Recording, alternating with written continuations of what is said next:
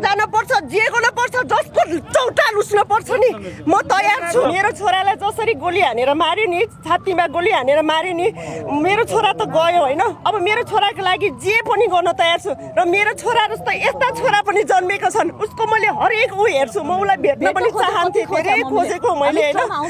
मैले उसलाई दिएँ, ऊ जस्तो छोरा छ अब हाम्रो लागि, ऊ छोरा हो कि उसले लड्छ। अब हामीले मेरो छोराले नलड्नुहोस्, यी छोराले लड्छन्। मेरो छोराले 2 गोली छातीमा खायो होइन, ऊ त गयो, उसले गर्न नसकेको कुरा यिनीहरूले गर्छन्, यी छोराले गर्छन्। अब हामी गर्छौँ, मेरो छोरा गयो होइन, अब म तयार छु, छातीमा गोली खान म तयार छु।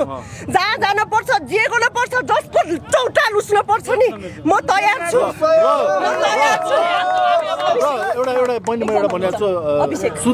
सुदन यस्तो मिराज यस्तो भनेर होइन, उनीहरू एकजुट भइसक्यो होइन, अहिले मलाई थाहा छ। तर सुन्नु, सुदनजीलाई नराम्रो भन्ने मान्छे, यसरी हात काम्यो भन्ने मान्छे, उसले नखाई उसले नसुती हाम्रोलाई पहिलो दिनदेखि लडेको सुदन अनिलहरू भनेको, उनीहरूलाई नराम्रो भन्ने मान्छेलाई त होइन, उनीहरूलाई नराम्रो होस् कि हामी मृतक खोजिरहेछ क्या। सुदनजीहरू भनेको एकदम राम्रो मान्छे हो, पहिलो दिनदेखि उहाँले हामीलाई हेर्नु भएको हो। त्यही भएर उहाँहरूलाई नराम्रो गरेर यो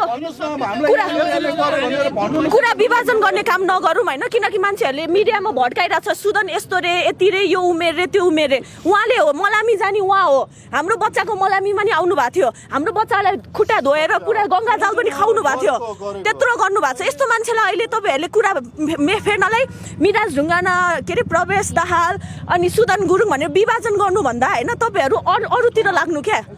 त्यही हो, एकजुट भएर